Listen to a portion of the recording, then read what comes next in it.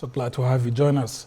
We'll begin with the search for the successor of the chairman of the Independent National Electoral Commission, Professor Yakubu Mahmood. Now, after serving the maximum 2 terms of 10 years, Yakubu's long reign as the chairman of Nigeria's electoral body will end on December 8. And to fill the vacancy is a growing call for the position to be advertised and for nominees to be made known, including for citizens to get involved in the selection process, not for it to be left to President Bola Tinubu and his administration alone. Now, this, according to many, would firmly guarantee the independence of the selected candidate and also enhance the credibility and integrity of the next general election in 2027. Now, they frowned at the arrangement which grants the president the power to appoint the INEC chair while urging the National Assembly to urgently kickstart an amendment procedure. Now, they believe the independence of the Electoral Commission can be easily compromised and unfair, especially in a situation where the same president can still contest elections. Now, to them, it's like a football team getting to pick the referee that officiates their match. Now, reports during the week had earlier stated that the outgoing INEC chairman, Professor Mahmood Yakubu, had proceeded on terminal leave based on alleged presidential directive, but the report was debunked by the commission. Well, to help us take a look at the choice of the next INEC chairman is an election observer and executive director of Yaga Africa, Samson Itodo. Thank you so much, Samson, for joining us. Thanks for having me. Yeah, and so the search is on.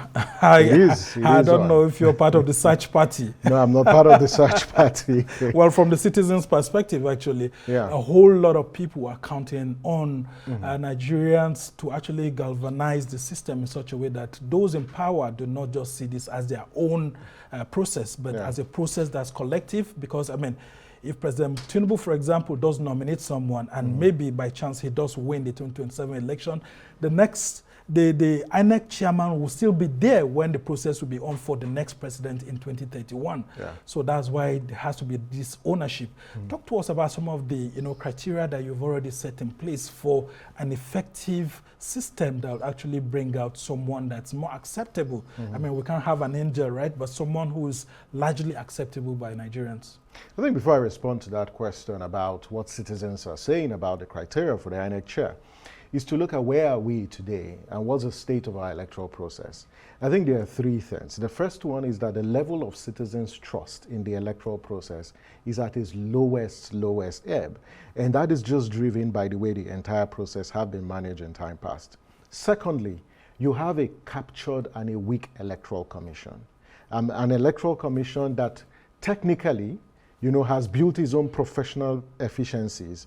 However, the level of political interference, on the Electoral Commission over the last 15 years has grown astronomically. And it's about how politicians are appointed into the commission. It's about the delay in the release of the funding for the Electoral Commission to conduct its election. Because if INEC does not have the money to conduct elections, it cannot conduct the elections. Yeah, but it's on the first line charge. It's on the first line charge, but that's on paper. That's what the Constitution says. But the operationalization of that, we've seen cases. For instance, the last by-elections that held in August, those elections were meant to have held last year. They couldn't hold because INEC didn't receive its funding for elections. And then also the whole turnout for elections have been extremely low, and it's getting lower by the day. So this transition in INEC gives us an opportunity to rebuild public confidence, but also gives the appointing authority the opportunity to strengthen our democracy.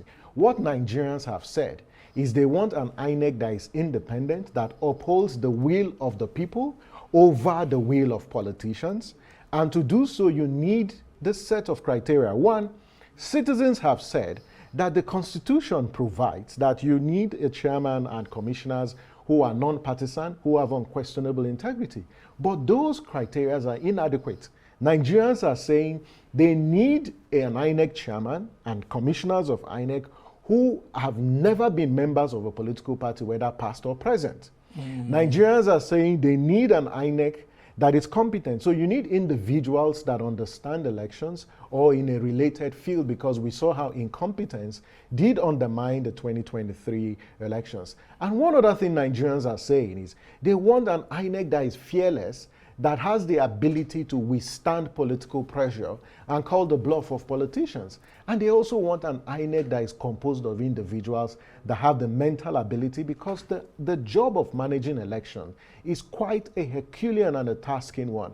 They're not saying we don't want old people, but there are people who have, if they have underlying medical conditions, because you need the stamina, to manage manage a whole lot of logistics. Exactly. So those are the criteria. And we're saying that, yes, the constitutional amendment process is ongoing, but there are certain things that the president can do using his executive powers, acting as a statesman and as a Democrat, to build confidence on the part of Nigerians. And that's the whole point, because the credibility of the next elections is tied to who manages the electoral process. And we're just going to be about 14 months to for the next election. So whoever emerges as the next INEC chair and the commissioners, because some will be leaving next year and then others. Yes, I mean, 5 2026 and 5 2027. Yeah. And I'm like, so it's like we're having a brand new commission. Exactly. If some of those commissioners who exist now, who are due or qualified for reappointment, if they're not reappointed, you're going to have an electoral commission that is manned by new actors. And if these actors are inexperienced, it has a way of impacting on the next elections. Yeah, and of course, those in charge of national security should be worried at this instance. Everyone, and that's why citizens are clamoring, citizens are advocating for this set of criteria, because the president, perhaps in a short while, he would make this appointment, because as you mentioned, the INEC chairman's tenure ends at the first week of December. And so you have less than 60 days for the president, to appoint, because before appointment, you have to go through all sorts of screening, and then it goes to the Senate. But the Senate, that is a due diligence mechanism, also has its own role to play, that it cannot handle the screening of the INEC chairman like what he has done in the past, where he just says people should come and take a bow. You cannot do that for the chairman of INEC, because he or she is central to the credibility of our elections. So the Senate needs to rethink and improve the quality, of the screening process. And what we have said is, in time past, the Senate has never, in the appointment process, released the details of nominees. As sent to it by the executive. As sent to it by the executive. It has never done that. This time, the Senate, in trying to enhance the quality of the process, once the name of the individual is read on the floor, the CV and the background of that individual should be put on the National Assembly's website, on social media platform, so that Nigerians will see and they can scrutinize the process.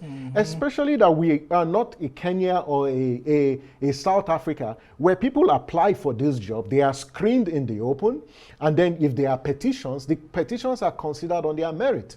The last appointment process under President Tinubu, when civil society, when we submitted a petition to the Senate on some of the nominees, one of the reasons why the Senate gave for not attending to the petition was that the petition was not accompanied by an affidavit. And it was never it wasn't stated anywhere that there should be a court affidavit. That there should be a court affidavit that, and that should for very credible your petition, CSOs. Right?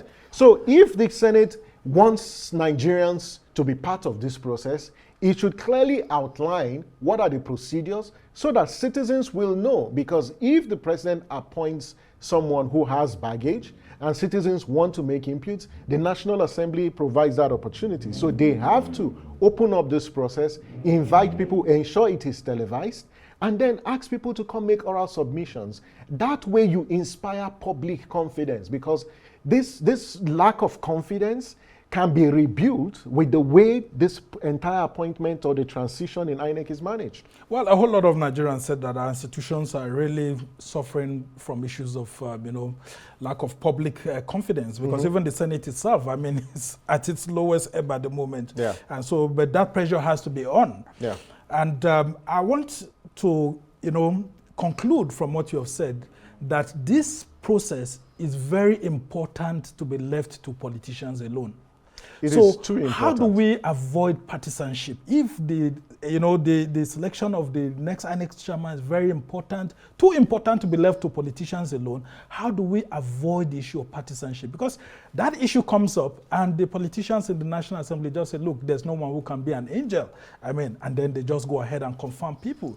I think this moment, this transition moment really calls for political actors, political elite on different sides of the divide. And in this particular case, bipartisan approach, we need bipartisan consensus. If our political elites don't agree on anything, I think this is one issue they need to agree on. They need to build consensus on this issue. Because if the process is managed with a high degree of accountability and transparency, we will all be beneficiaries. We will all benefit from it. And it's just consensus around the criteria. And this is where the president has a critical role to play, because he's the appointing authority.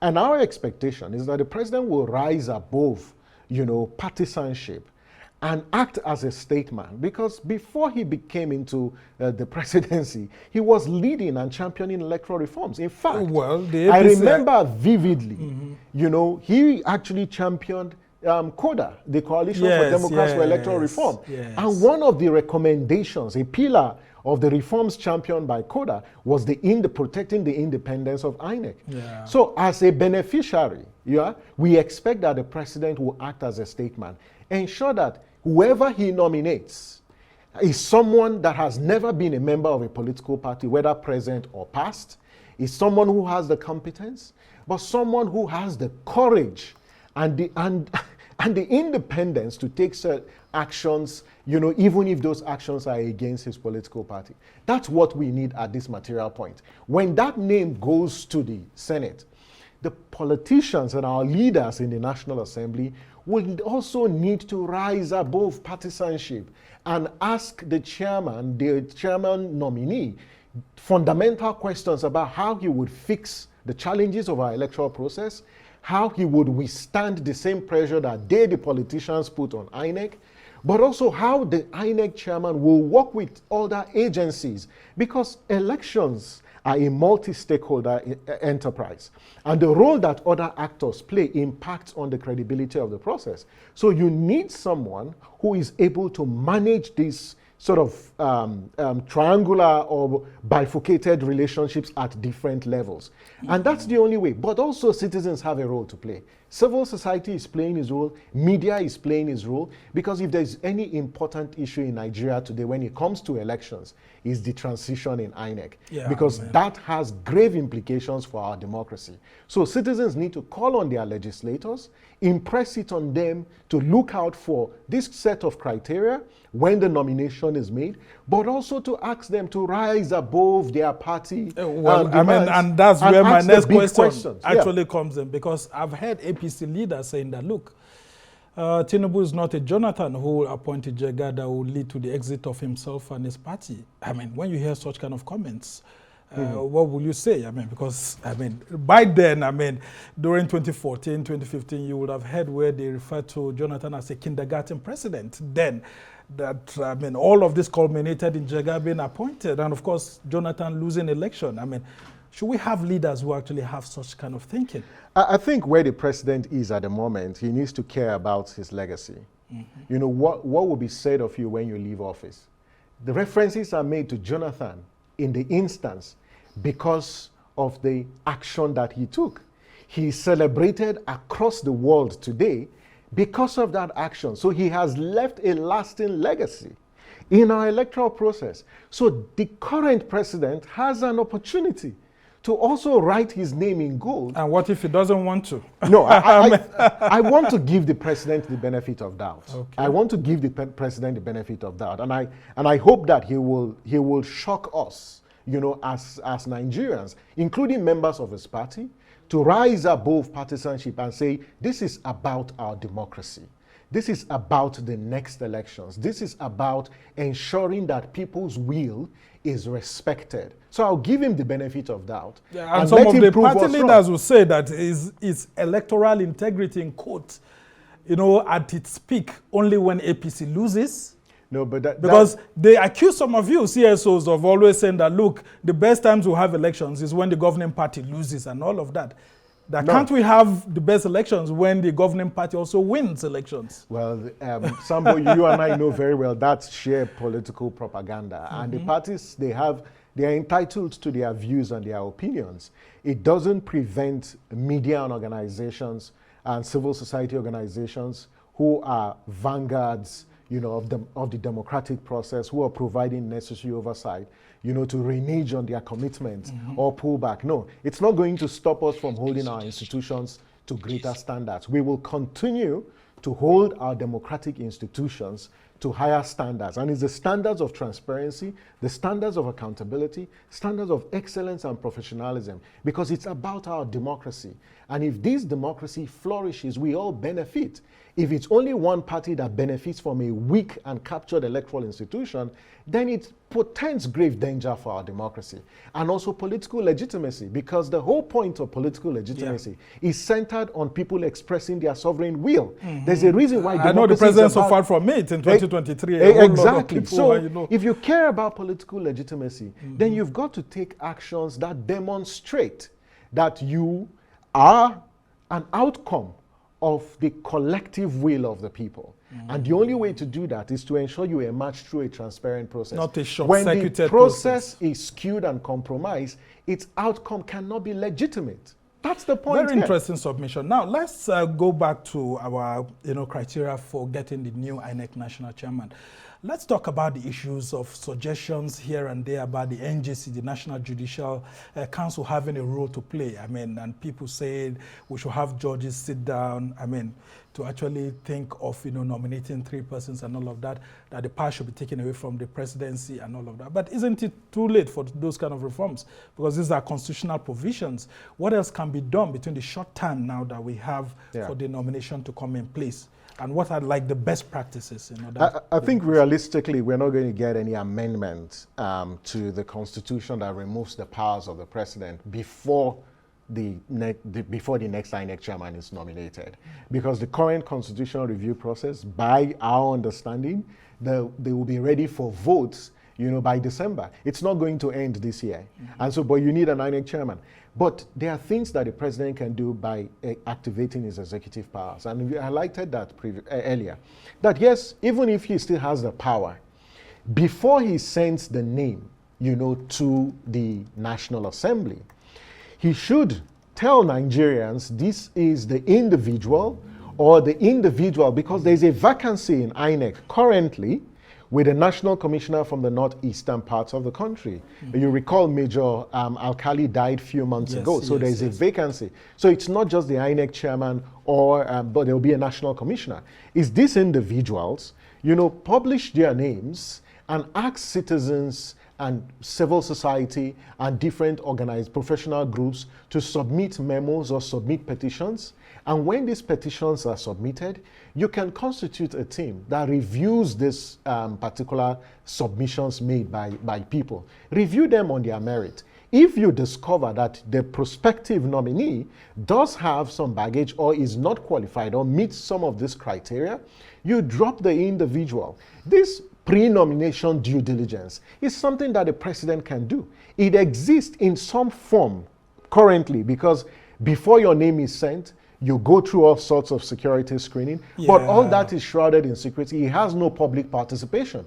But the president is president of the country, and to make this particular appointment process more citizens-led and citizens-driven, because it is citizens that will be voting. Well, the Constitution says, sorry if I may cut in there, the Constitution says he should refer this to the National Council of State, which is made up of eminent Nigerians, former presidents, before he takes the name to the Council of State. And by the way, the Council of State just has advisory responsibility. He is not bound to comply or abide by the resolution of the Council of State. They are just meant to advise him. And so it is advisory, yes, quite important, but before he takes the name to the Council of State, these are preliminary steps that he can take while using his power. That way, it's about inspiring public confidence. That's the point that we're making, that when the public feel part of this, it inspires their confidence at the end of the day.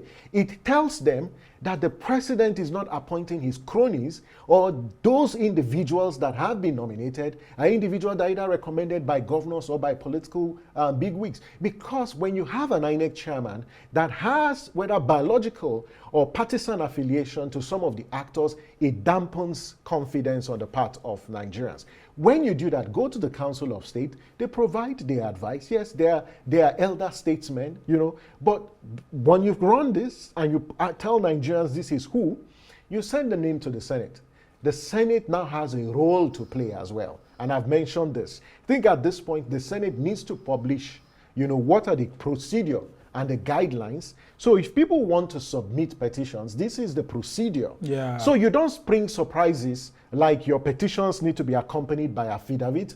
In fact, the time frame for submitting petitions, where these petitions will be submitted, they need to be widely publicized and invite the people who have submitted petitions. When you do all of this, I bet you, Sambo, you would have shown to Nigerians that, one, this entire process is devoid of any form of partisanship and capture, and that people's inputs does shape and inform how, the next INEC chairman or commissioners will be appointed. That is the basic that can be done without any constitutional amendment. It just demonstrates administrative power. Yeah, it just demonstrates on the part of the president and the Senate that they take this appointment very seriously, and they are doing so as statesmen and not as men who are driven by certain partisan interests, because some of them will be on the ballot. And their preoccupation should not be how would this appointment process confer political advantage or political victory to them in the next election. It's how democracy will win at the end of the day is what we urge our political leaders to prioritize. All right, Samson, very quickly as we try to wrap up this conversation, how do we prevent the situation that happened in 2015 when President Buhari got into power, got excited by all that happened, and for 6 months, we didn't get to know who was going to emerge as the next INEC chairman. The process was shrouded in a whole lot of mystery, and Jega couldn't hand over to his successor. And all we saw was that, it was handed over to Amina, and then, it just kept going on until, his attention had to be called to that. So we lost some time. Ample time. Which we don't have now. Yeah, which we don't have. Then secondly, from your own treatise that you wrote, here, you said something. So more recently, a troubling trend of appointing individuals with limited or no experience in elections has emerged. Cronies and relatives of ministers and governors are being appointed to the commission, while competent and experienced individuals are ignored. How do we stop this kind of pattern? I think that one of the things in terms of managing this transition, one, the president cannot ask my respectful view, the president cannot ask the INEC chairman to proceed on terminal leave. Like some people if the INEC chairman, the current INEC chairman decides to leave, he does so on his own volition. Okay. That's one. Two, it is important that the appointment process starts early. So the screening process and all of this process that we've outlined should be concluded before the INEC chairman's tenure ends, so that as the chairman, the current Professor Mahmood is leaving, he's handing over to a new chairman, and that way there's no gap whether there's an acting chair or there's no acting chair. And the reason why this is important, Sambo, we've got elections in Anambra, right? Then the next election are just 14 months away from December. INEC needs to publish the timetable for the 2027 elections. But you have an amendment process ongoing, because the National Assembly is yet to conclude the amendments to the Electoral Act. Yeah. And we know that some of the priority recommendations are around changing timelines. So timelines may shift if all the conversations are implemented. So this entire process needs to be managed carefully, and it has to be devoid of any form of partisanship, because it will create apprehension. And I think that we've got a unique opportunity to strengthen our democratic process. And I want to give the actors the benefit of doubt, that they consider that our democracy at this material point needs to be protected, and they're going to act in national interest to ensure that this transition process is managed with the highest degree of transparency, of accountability, and respect for the rule of law. A very interesting submission there, and I hope Nigerians are actually seeing what happened in Malawi, where Lazarus Chakwera, the incumbent, had to actually, concede to Peter Mutharika, the former president, who actually won the election, even before the formal announcement. Just like President Jonathan did in 2015. Yes, these are the outcomes of credible electoral processes. Yeah. But very quickly, before I let you go, there was the issue of INEC, the outgoing INEC chairman wanting to meet with CSOs, the media, political parties, like he usually does. And that, process suddenly got obstructed. That didn't happen, and it gave room to all these talks that Mahmood Yakubu had been asked to proceed on terminal leave in courts, which I we don't think they don't have those I think that's what really happened, I mean? No, I think that's fake. He wasn't asked, based on our understanding, to proceed. I think there were some issues relating to scheduling conflict, and that's why the quarterly meetings didn't hold. But I'm sure that once they fix a new date, those quarterly consultations will hold. I wouldn't give it any interpretation because in actual fact. But again, that does not mean that if the chairman decides on his own, to leave his role, he has the right to do so, and we must respect it if he decides. But at the moment, the chairman of INEC is still the chairman of INEC. Very interesting submission there. And of course, we've got senior lawyer Femi Falana also saying that no president has the powers to ask an INEC chairman to proceed on a terminal leave. Well, a whole lot of Nigerians are actually questioning whether the I that's independent in the INEC is still existing very well. These are the periods that we're actually going to use to know whether indeed INEC is independent, whether it's not just NEC that we have. And we just hope that civil society, Nigerians, and a whole lot of people will ensure that they combine their strength with political actors to birth a new system that's trustworthy. We must thank you so much. Samson Itodo is the Executive Director of Yaga Africa. We must thank you for immense wealth of knowledge. Thanks, always a delight. Thank you for being here.